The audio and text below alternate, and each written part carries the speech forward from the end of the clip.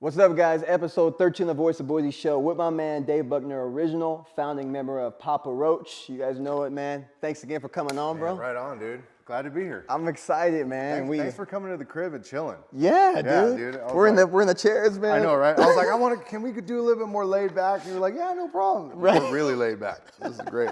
Yeah, it was awesome. Right, man. So I just to start off, man, I mean, with what you guys did when you guys signed with DreamWorks, you know, you guys out the gate, triple platinum album, following that up with another gold album, another platinum album after that. Mm-hmm. Success is flowing, man. Last Resort, I mean, huge song, Scars. Tell me, more about what that's like. I mean, when you're in a band, magic, you can create great music, you're flowing, you're in a rhythm, you're in momentum. How was that flow? How was that energy being in something like that? You mean like creatively? Creatively, like what's that like? Well, I like to, there's a thing called the flow state. I don't know if you are familiar with it or not, but it's something that I've learned about over the years. But it's, some people call it being in the zone or whatever. And so when you're really tapped into that sort of creative energy, that universal energy, that vibe, sure, that mojo, if you want to call it that. I mean, there's a certain feeling you get, and it's very meditative. And so sometimes, working in a band, writing music, it could be it's more construction, building blocks, and then other times it's almost like excavation, where you're like unearthing something that was there. And so I have experiences on both sides of that. But the thing I learned to pay attention to and to key in on is being in that. I know when I'm in the flow state. And anytime I'm creating music, I lose complete track of space and time. So like I'll hop in my studio. My studio's back there, by the way. It's dope. It's rad. It's rad. I'll hop in there and I'll be like, I'm just gonna set aside a couple hours and try and get some things done. Next thing you know, it's like 8-10 hours later, and wow. My wife's like, you missed dinner, where are you? Like, can we have you back now? And it's like, I'm just in there, you know what I mean? I'm doing it, and because my focus is totally on that creative process, and so that's what that feels like creatively. Sure, and to add on top of that, I mean, I hear, when you have certain bands, we talk about off camera, we're talking about the Beatles, man, and the Eagles, and all these different bands, but there's a certain energy, or there's a certain, like you said, that flow to where when you get around that group of guys, you can create. Did you guys know at that time that we have something good? Or was it just like, hey man, we're just playing and we're hoping for the best? Well, we started as a high school garage band, if you could believe that. So I was like 17 years old, Jacoby was 16, like we're all, like junior, senior year of high school.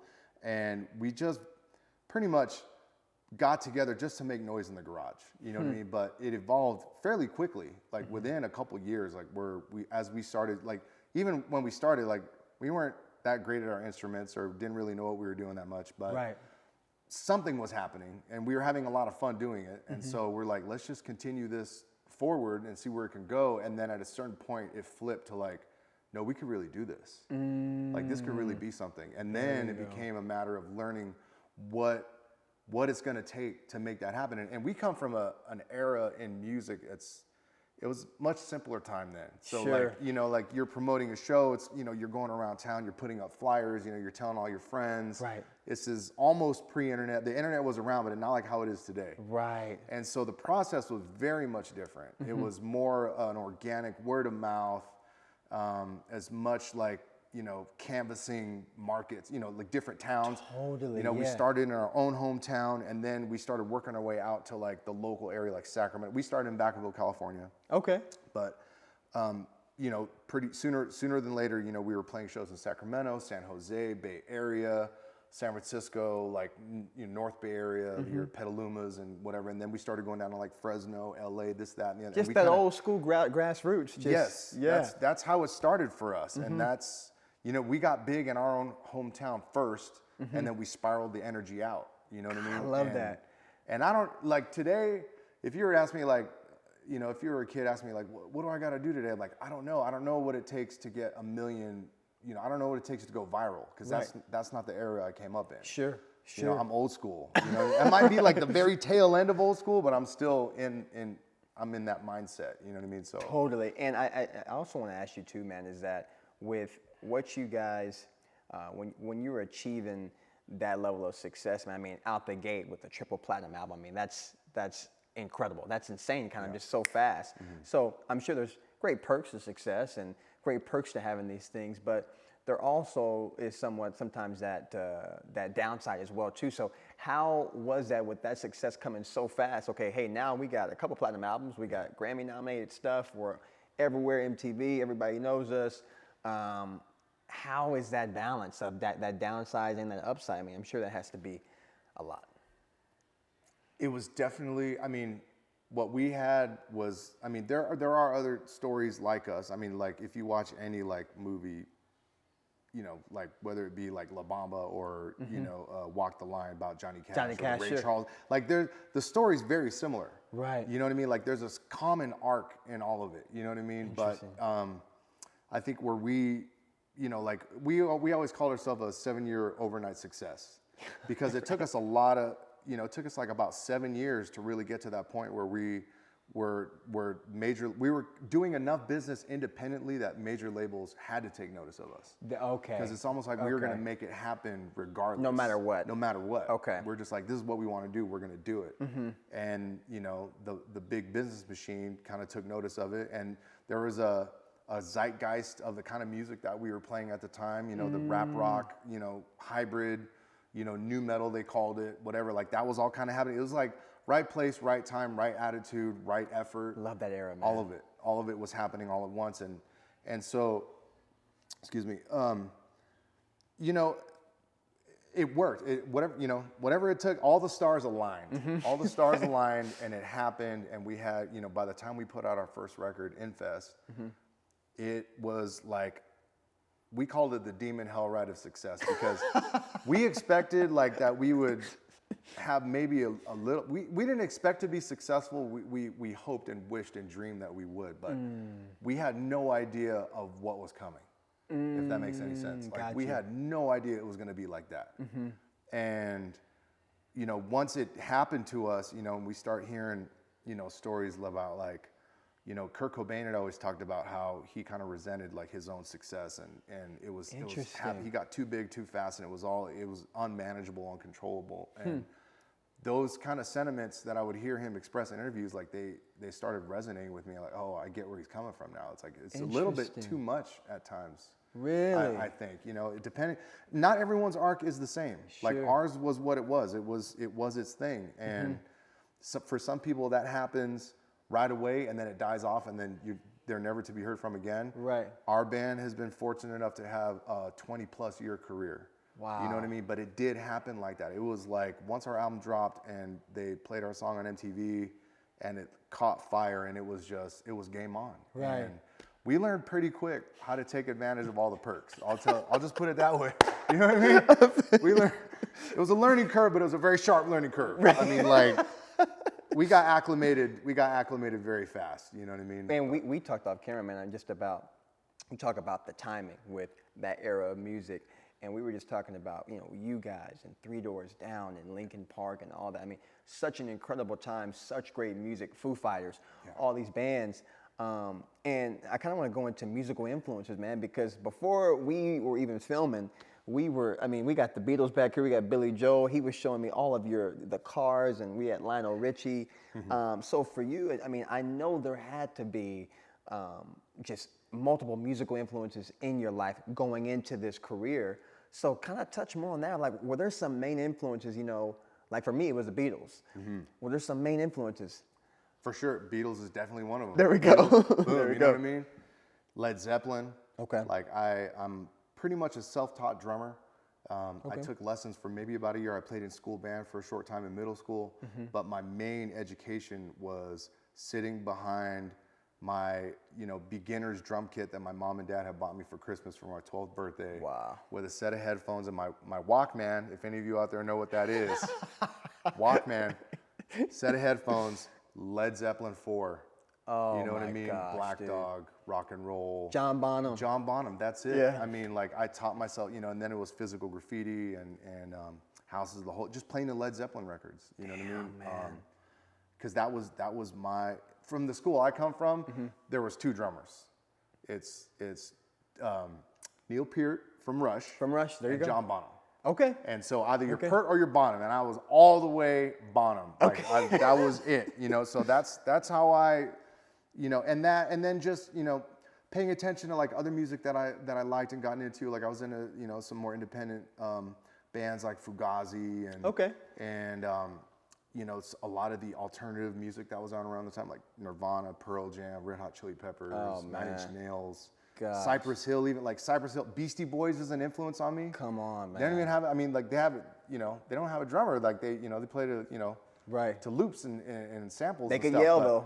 Right. But, so that, and then doing, I heard about Beastie Boys first, and then that led me to like Run DMC. And then that led me to, like Grandmaster Flash or like any like those, it's about digging, you know what I mean? So like once you find someone in the mainstream that you like, and then you go, well, what inspired them? And you start digging. It's like, and that's what being a student of music and culture really is. Like you start going deep and like figuring out what inspired the music that the people you are inspired by made. What inspired them? Totally, man. And I think we were talking on camera too of just, we both share the love of the Beatles. Yeah. And it's like that body of work doesn't make any sense. Unmatched, yeah, absolutely. It's unmatched. Yeah. And maybe just a quick question before I go to my next one, but a quick question is, how tough is it to try to top good creative work? It's like, hey, we had a great album. Hey, we had some good songs. Yeah. And is it getting back in that flow state, like you said, or is it just, hey, we're gonna go have a couple drinks, we're gonna go party, and then hey, it's just gonna come to us? How do you channel that again?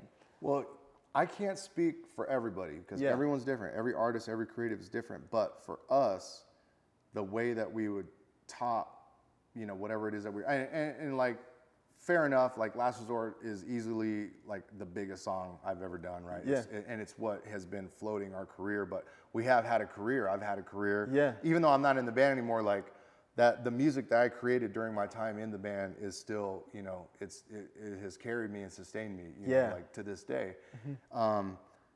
And Last Resort is it's like our dream on. Close to 700 million streams on Spotify. Nuts. Yeah, you know what I'm saying? So everyone has their breakout hit. That was ours, and I feel grateful to have even experienced, like to even have one of those. Because some people don't even get it. You know what I mean? Right. And some people, But as far as trying to top it, I think the way that we did it, the way that we just didn't try to top it. It was like, like if you really let the pressures of the industry and success kind of get in your head, you start doing it for the wrong reasons. And we just consciously made an effort to not do that, if that makes sense. And it really was about putting in the work and trying to tap into that universal state, that flow state. And we knew that when we got into that, then that would bear fruit. I love that, man. It's like that divine alignment thing is nuts. When you get divinely, It's everything. So kind of towards my closing question, man, and lastly is, you are open about, your sobriety. Yeah. And I would love just to hear, we touched a little bit off camera as well on, the importance of having a good foundation and having a good, good people around you, through success, through ups and downs, et cetera. So kind of touch on a little bit just the sobriety aspect and what made you want to make that move and what can encourage others to maybe want to make that move to better themselves. Well, my story, I mean, it's widely known. I mean, if you just Google my name, it's all right there for you to read. So please, if that's what you would like to do, by all means, go ahead. I've been in recovery for over 14 years now. And it was a choice that I had made because it was a life or death situation for me. And for people like me, it is like that. I mean, everything, it's all a party and it's all fun and games until it isn't. And then at a certain point, it's, the things that the sort of the trappings of success and rock and roll, there's the adage, sex, drugs, and rock and roll. I mean, it's all fun and games until you're destructing yourself. And then, and once I sort of started following that path of self-destruction. Yeah. And then realizing that it wasn't working for me, but then I couldn't stop. That's when I had to reach out for help. Gotcha. And even in that, I mean, it's a lifelong endeavor. I mean, like my sobriety, it means the most to me out of everything. You know what I mean? And That's awesome, man. you know, not everyone. I mean, I wouldn't be the first, you know, rock and roller to tell you that, you know, like it got to be a problem. You know what I mean? And unfortunately, there's some guys and ladies out there who didn't make it. You know what I mean? If you want to talk about, you know, Amy Winehouse, or you want to talk about anyone, you know, who was taken from us too soon. Sure. And I didn't want to end up being one of those statistics. I wanted to live a long and fruitful and fulfilling life. Absolutely. And so for me, it's the only choice that made any sense. I had to get sober. You know? I love it. I love that, man. And quickly, any advice that you can give to anybody that says, hey, I want to take that step in that direction, or I want to get myself aligned or whatever, what would that advice be to them? You know, I mean, anyone could tell you, like, follow your dreams, right? Follow your passions. Yes, all of that, absolutely. Follow your passions. Follow whatever it is that sets you on fire. Chase after that. Sure. You know what I mean? And whatever, like, dream big, go for it. Absolutely. But here's my caveat. Be aware of what it is that you're asking for. Because sometimes, you know, sometimes success isn't all it's cracked up to be. And in my case, that's what my experience was. I mean, like, yeah, my pocketbook was great. My clout was great. You know, I was on TV doing X, Y, Z and running around jet setting and doing all that. But I was like the most unhappy I'd ever been. Because for me, what I realized what's important in my life is, you know, my family is hugely important. My relationship with the universe, higher power, God, you know what I mean? If you can make it to success and sustain your success and have those things, great. But if you can't and it's not fulfilling you anymore, then don't be afraid to make a change. Sure. You know what I mean? Because it could be great for your pocketbook, it could be great for your clout, and it could be great, you know, for your ego, but is it great for your soul? You know what I mean? Spitting facts, man. Thank you guys, man, honestly, for tuning in. Dave Buckner, original founding member of Papa Roach and former drummer as well, too. Dave, I appreciate you, man. Yeah, man, for sure. Thank you, David. Thank you guys for tuning in.